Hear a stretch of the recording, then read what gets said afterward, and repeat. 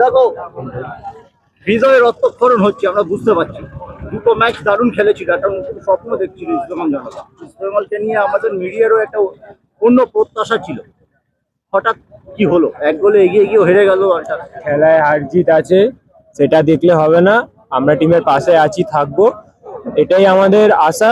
যে কোচ যে আজকে সিদ্ধান্তটা নিল তার কোথাও ভুল ছিল, এবার যদি কোচ এটা বোঝে তো ভালো, না হলে আর কিছু বলার নেই টিমের। আমরা তো সারা জীবনই টিমের পাশে থাকবো, টিম হারলেও পাশে আছি, জিতলেও পাশে আছি।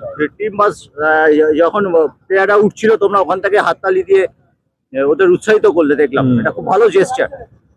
তো আমাদের এটাই আমাদের, আমরা টিমের পাশে অলওয়েজ আছি। টিম হেরেছে তো কি হয়েছে, পরের ম্যাচ জিতবে, একটা খেলায় তো হার জিত আছে। আজকে ওরা জিতেছে, কালকে আমরা জিতবো। সিভিলে তো দরকার মাঠে, কিন্তু জিকসনও ভালো খেলছে। জিকসনকে সরিয়ে দেওয়াটা উচিত না, কিন্তু সিভিলে আসলে তো সরবেই। কিন্তু মাহেশকে খুব মিস করছি মাঠে। মাহেশকে দরকার, খুবই দরকার। সিভিলে ক্রেস্পো সবাইকে মিস করছি। এরা ক্রেস্পোর অসুবিধাটা হচ্ছে, ও টানা 4টে ম্যাচ কোনোদিন খেলতে পারে না, এতটাই ইনজুরি। বয়স হয়েছে তো ঠিক আছে। আর আমাদের তো ব্রাজিলিয়ান আছেই, তার উপর ভরসা আছে। আজকে তো দেখলাম ব্রাজিলিয়ানকে আটকানোর জন্য একটা ছেলে ফিক্স করা হয়েছে। তো তার যেখানেই যাচ্ছে সে যেখানে ঘুরছে, তো হয় না, 2-3টে করে হয়। প্লেয়ার ভালো প্লেয়ার খেললে তো কভার হবে। এটা তো অপোনেন্ট টিম করবেই, আসলে প্লেয়ারকে নিষ্ক্রিয় করে দিতে চাই, করবেই।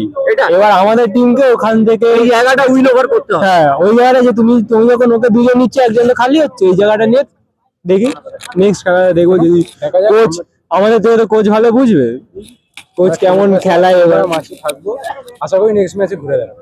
মাঝি দালাল কিন্তু তোমাদের ইস্টবেঙ্গল সমর্থকদের খুব প্রশংসা করে গেল, বললো যে এখনো যোগাযোগ আছে, বিভিন্ন মেসেজ পায় এবং ওর অনুপ্রেরণা লাল হলুদ সমর্থকদের। মাদিতালাল আমাদেরই ছিল, আমাদেরই থাকবে। একটা প্লেয়ার যখন আমাদের ক্লাবের হয়ে খেলে, সে আমাদের ক্লাবের মায়া ত্যাগ করতে পারে না। আমাদের ক্লাবটাই ওরকম। সো আর কিছু বলার নেই।